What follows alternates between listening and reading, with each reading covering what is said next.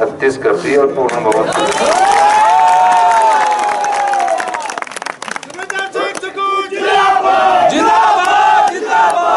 इसका ये मतलब है कि जो बीजेपी 4 जून को 2 सरकारें बनाने की बात कर रही थी, वो हिमाचल की जनता ने इसलिए नकार दिया क्योंकि वो हिमाचल में हमारी सरकार जो 14 महीने पुरानी है उसको चाहती है।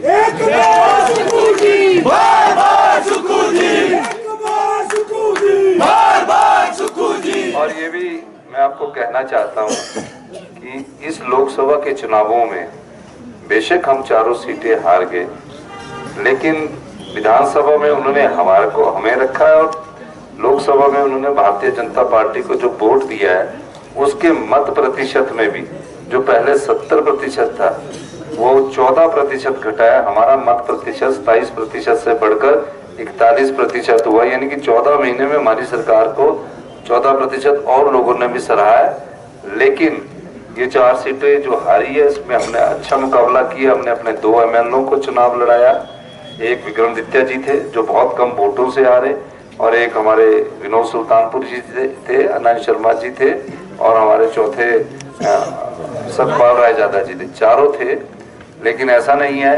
लोकसभा का नैरेटिव कुछ और था, विधानसभा का नैरेटिव कुछ और था। तो इस नैरेटिव में विधानसभा में तो जनता ने हमको रख दिया। अगर इनका इतने अधिक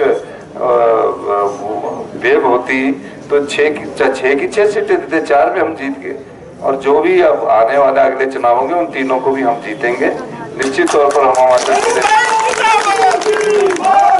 हम निश्चित तौर पर पिछले कल ही उनके इस्तीफे स्वीकार हुए हैं। अब जो भारतीय जनता पार्टी रोना रो रही थी उनसे सवाल पूछा जाना चाहिए कि आप बताओ कि 4 जून को आपकी सरकार आप कैसे बनेंगे। अब तो 38 हो गए, ठीक है। पहले 34 थे, ठीक था। 34 में वो कहते थे स्पीकर महोदय हो गए तो 33 रह के हम ही आ जाएंगे, 3 इंडिपेंडेंट को जोड़ के कर देंगे। मतलब उनका गणित जो था कि वो सोच रहे थे कि 25 में से 6 सीटें जीतेंगे, 31, और 3 ये जो आजाद उम्मीदवार थे इनको लेकर 34 सोच रहे थे। 34 के साथ वो मेजोरिटी में थे और 33 में थे।